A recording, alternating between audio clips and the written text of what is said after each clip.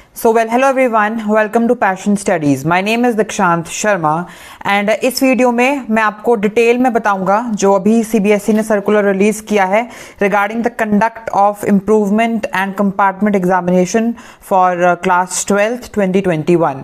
सो यहाँ पर जो सबसे इम्पॉर्टेंट चीज़ ध्यान देने वाली ये है कि इसके रिगार्डिंग मैंने ऑलरेडी वीडियो बना दी थी, बट उसमें क्या था कि वो जो वीडियो थी उसमें जो नोटिफिकेशन थी जो मैंने बताई है वो उस टाइम सीबीएसई के साइट पर अपलोडेड नहीं थी क्योंकि वो ट्विटर पे शेयर की गई थी. सो उसमें एक्चुअली वर्ड्स भी क्लियर नहीं थे and side by side third page भी मिसिंग था.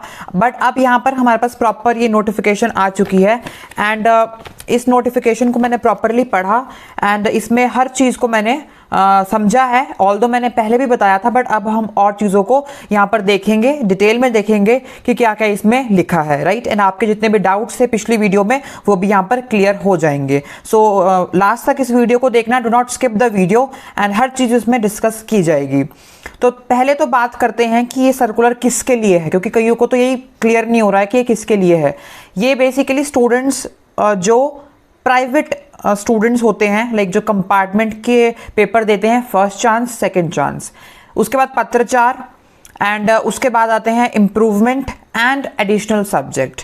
तो यहाँ पर इन कैटेगरीज के स्टूडेंट के लिए है एंड कुछ candidates as women candidates from Delhi जो अपीयर करते हैं एंड एक्सेट्रा जो प्राइवेट कैंडिडेट होते हैं तो उनके लिए होगी. एंड सेकेंडली जिन स्टूडेंट्स का भी रिजल्ट डिक्लेयर हुआ एंड वो खुश नहीं है अपने रिजल्ट से, क्लास 12th वाले, दे वांट कि नहीं, जो असेसमेंट स्कीम थी, टैबुलेशन जो बनाया था उसके बेस पे थी, तो वो अगर खुश नहीं है तो वो भी एग्ज़ाम दे सकते हैं इन्हीं के साथ.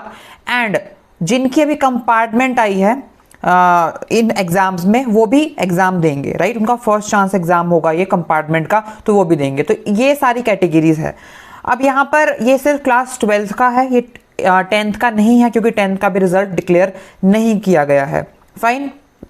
सब्जेक्ट्स की अगर बात की जाए तो मैंने आपको पिछली वीडियो में सब्जेक्ट्स बता दिए थे कि कौन कौन से सब्जेक्ट्स होंगे जिसमें आपको एग्जाम देने का मौका मिलेगा. इन्होंने सिर्फ 19 सब्जेक्ट्स को ही यहाँ पर कंसीडर किया है, राइट. यहाँ पर जो 19 सब्जेक्ट्स हैं उनकी ही एग्जामिनेशन सीबीएसई लेगा.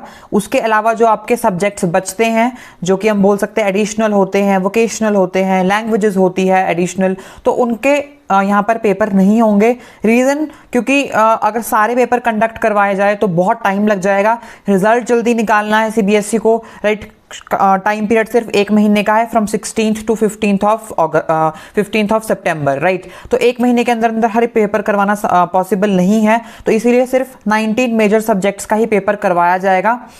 एंड इसमें जो आपका पेपर होगा, जो मतलब सपोज अगर आप 4 सब्जेक्ट्स में अपीयर कर रहे हैं तो 5th सब्जेक्ट अगर आपका मान लो म्यूजिक है या फिर कोई लैंग्वेज है या फिर कोई ऐसा सब्जेक्ट जो इस लिस्ट में मेंशन नहीं है, तो उसका पेपर बेसिकली कैसे, उसका मार्क्स कैसे आपको दिए जाएंगे, वो दिए जाएंगे टॉप जो आपके मतलब असेसमेंट स्कीम के जो मार्क्स होंगे, लाइक टॉप 3, ठीक है, उनका एवरेज निकाला जाएगा एंड उसके बेस पे आपको वो मार्क्स दे दिए जाएंगे, राइट. तो ये इसमें स्कीम रहेगी. एंड फॉर इम्प्रूवमेंट कैंडिडेट्स ये वर्क नहीं करेगा. इम्प्रूवमेंट वालों के लिए जो इम्प्रूवमेंट के तौर पर भर रहे हैं उनके लिए बेसिकली क्या होगा कि जो उनका पिछला स्कोर था वही कैरी फॉरवर्ड हो जाएगा 5th सब्जेक्ट में, राइट. एंड जो उन्होंने और सब्जेक्ट्स भरे हैं उनमें वो पेपर दे सकते हैं अगर ये लिस्ट में है. फाइन, ये चीज़ है.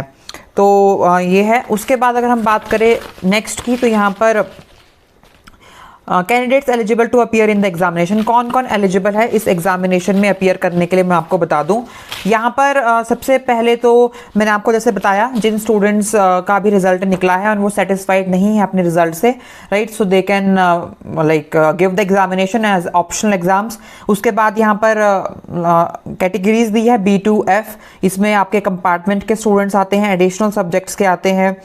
उसके बाद यहाँ पर नेक्स्ट आते हैं हमारे पास प्राइवेट कैंडिडेट्स, राइट, जो कि अपनी exam as a private student के तौर पर देते हैं. इम्प्रूवमेंट वाले हैं, डिफरेंट कैटेगरीज है यहाँ पर दी हुई, राइट. तो ये सारे हैं यहाँ पर, आप इसको पढ़ सकते हैं नोटिफिकेशन में और अपनी कैटेगरी को देख सकते हैं. एंड इसके बाद यहाँ पर वो स्टूडेंट्स भी होंगे जिनका रिजल्ट भी आया था और जो कंपार्टमेंट में रखे गए हैं, जिनकी कंपार्टमेंट आई है, लाइक एक सब्जेक्ट में उनका RT आ चुकी है, राइट. तो वो वाले भी पेपर देंगे. एग्जामिनेशन फी की बात की जाए, अब यहाँ लास्ट पेज को मैं फोकस में लूंगा क्योंकि क्योंकि पहले 2 पेज तो मैंने ऑलरेडी समझा दिए थे, राइट। एंड उसमें कोई कंफ्यूजन हो तो आप मुझसे पूछ सकते हैं, डाउट्स काफ़ी आए थे तो मैंने वो भी क्लियर किए। तो ये तो फर्स्ट 2 पेजेस की बात हुई। अब थर्ड पेज मैंने यहाँ पर समझाना है क्योंकि वो पिछली वीडियो में कवर नहीं हो पाया था।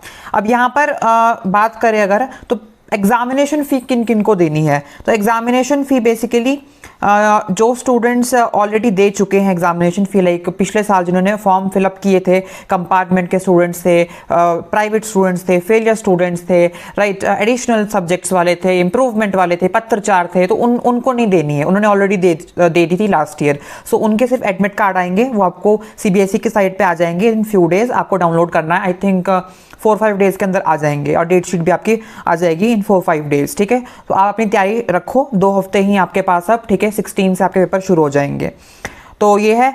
उसके बाद जो स्टूडेंट्स अभी ऑप्शनल एग्जाम देंगे, राइट, जो मतलब अभी अपनी असेसमेंट जो अपने रिजल्ट से खुश नहीं है, जो असेसमेंट पॉलिसी पे रिजल्ट निकला है, तो उनको भी एग्जामिनेशन फ़ी देने की कोई ज़रूरत नहीं है, right. They will be allowed to give the exam without submitting the fee, right, क्योंकि उनको बेसिकली असेसमेंट पॉलिसी से वो सेटिस्फाई नहीं थे, तो वो चाहते हैं कि उनकी एग्ज़ाम लिए जाए as per normal situation, right. तो वो भी एग्ज़ाम की फ़ी नहीं देंगे।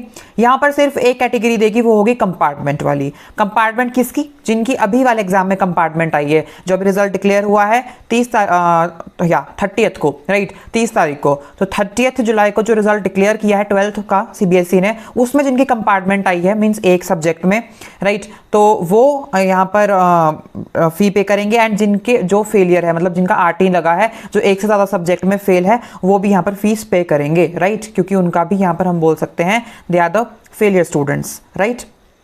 बट यहाँ पर एक चीज़ ध्यान देने वाली है कि अगर आप यहाँ पर फेलियर स्टूडेंट की कैटेगरी में आते हैं तो आपका एग्ज़ाम अभी नहीं होगा, वो नेक्स्ट ईयर होगा, राइट। यहाँ पर ये नहीं लिखा है कि जो टोटल जिनका सारे सब्जेक्ट्स में जो फेल होंगे वो उनका भी होगा, वो फिर नेक्स्ट बैच के साथ होगा, अभी सिर्फ कंपार्टमेंट वालों का होगा, राइट। तो it can be checked only on the portal पे आपको देखना पड़ेगा। अगर आपका रजिस्ट्रेशन हो रही है पोर्टल पे, कि अगर आप मान लो एक से ज़्यादा सब्जेक्ट में फेल हो चुके हो, कंपार्टमेंट है, तो अगर आपका ले रहा है पोर्टल पे, तो देन तो यू कैन फिल। अगर नहीं लेगा तो आई डोंट थिंक सो कि आप अभी आपका रजिस्ट्रेशन होगा, फिर आपका रजिस्ट्रेशन नेक्स्ट ईयर वाले एग्जाम्स के लिए होगा, राइट। उसका सर्कुलर आएगा अक्टूबर या नवंबर के मंथ में, फाइन। तो वो तब आपको फिल करना पड़ेंगे फॉर्म्स। उसके बाद यहाँ पर नेक्स्ट है information about the exam centres. तो अगर एग्ज़ाम सेंटर्स की बात की जाए तो CBSE जो सेंटर्स होंगे वो मतलब प्रॉपरली आपके एड्रेस के नज़दीक ही सेंटर आपको मिलेगा, दूर नहीं मिलेगा। कोविड प्रोटोकॉल्स के मतलब उनको कंसिडरेशन में ही हर चीज़ रखी जाएगी, कोविड प्रोटोकॉल्स फॉलो की जाएगी, राइट। एंड प्रॉपरली सारे रूल्स स्ट्रिक्टली फॉलो होंगे। एंड हर एक सेंटर मतलब नंबर ऑफ जो कैंडिडेट्स अलॉट किए जाएंगे वो लिमिटेड होंगे, राइट। वो ज़्यादा नहीं होंगे, एक सेंटर में बहुत भीड़ नहीं इकट्ठा करनी है CBSE को, तो डिफरेंट स्कूल्स को ये सेंटर बना सकती है CBSE, right.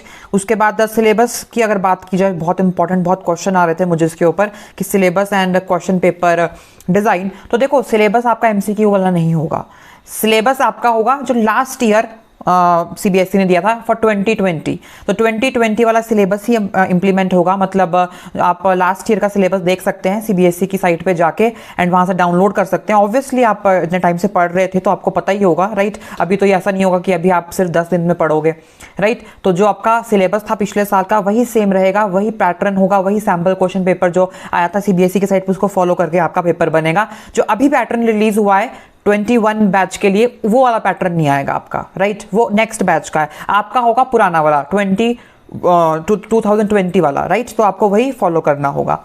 And duration of the question paper will be similar as it is mention in the sample question paper. तो वही 3 घंटे मिलेंगे आपको, एंड 80 मार्क्स का पेपर होगा जो last year sample question paper में आया है, सेम वैसा ही रहेगा। तो उसको ही प्रैक्टिस करना, वैसा ही पैटर्न आपको प्रैक्टिस करना पड़ेगा, राइट। ऐसा मत सोचना कि नए पैटर्न के साथ पेपर होगा, वो टर्म 1 टर्म 2 वाला, no, it is not like this, fine. तो मैं आपको ये चीज़ क्लियर कर दूं।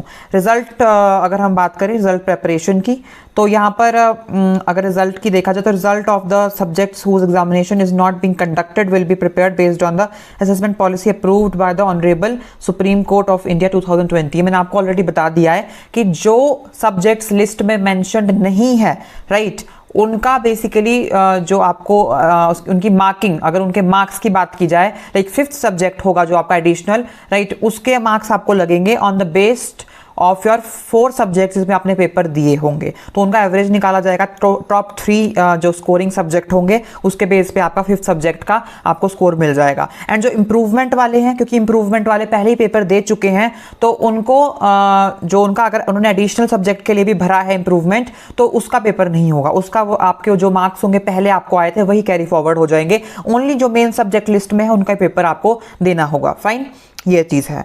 उसके बाद availability of portal for registration की अगर हम बात करें यहाँ पर, तो पोर्टल सून मतलब चलेगा, अभी इसको ओपन कर दिया जाएगा फॉर ऑप्शनल पेपर के लिए भी, जिन्होंने ऑप्शनल के रजिस्टर करना है, और कंपार्टमेंट वालों के लिए भी। फाइन, तो दोनों के लिए पोर्टल रिलीज कर दिया जाएगा सीबीएसई द्वारा। फाइन, एंड जो अगर हम बात करें कंपार्टमेंट वाले हैं तो कंपार्टमेंट वालों का भी होगा। बट अगर यहाँ पर हम बात करें उन स्टूडेंट्स की जिन्होंने क्या बोलते पिछले साल फॉर्म भरे, तो उनको नहीं रजिस्टर करना, उनको सिर्फ एडमिट कार्ड ही डाउनलोड करने। लाइक जो पहले ही रजिस्टर कर चुके हैं पिछले साल compartment students, first chance, second chance, पत्राचार, private and all the improvement and all the additional subject student, तो उनको जरूरत नहीं है दोबारा रजिस्ट्रेशन करने की। ये आपको पिछले साल आपने कर दी थी, so that's only the sufficient, right. And यही है इस चीज़ में। अपने स्कूल्स के साथ टच में रहिए, ऑप्शनल स्टूडेंट्स, वही क्या आपके रजिस्ट्रेशन करें, राइट। कंपार्टमेंट वाले भी अपने स्कूल के साथ टच में रहिए। एंड और जितने भी यहाँ पर ये हाँ और प्राइवेट स्टूडेंट्स हैं वो साइट के साथ, वेबसाइट के साथ टच में रहिए। I will be uploading all the informational videos related to this, right. Everything will be coming on this channel, so आप इसका ध्यान रख सकते हैं। एंड इसका आप ध्यान रखेंगे तो आपको ही फायदा है ऑब्वियसली, राइट, क्योंकि अपडेट रहना बहुत ज़रूरी है, क्योंकि 16 से पेपर शुरू होने वाले हैं। सो आप चैनल को सब्सक्राइब कर लीजिए। एंड कोई भी कन्फ्यूजन है, कोई भी क्वेरी है, feel free to ask me on my Instagram dikshantsharma.ps, link आपको डिस्क्रिप्शन में मिल जाएगा। For the time keep watching the videos, share करो इस वीडियो को जो आपको लगता है कि जिसका प्राइवेट एग्जाम होगा या कोई ऑप्शनल देना चाहता है, right. And for the time, thank you so much and all the best for your exams and keep preparing, do not panic and also study well. Thank you so much.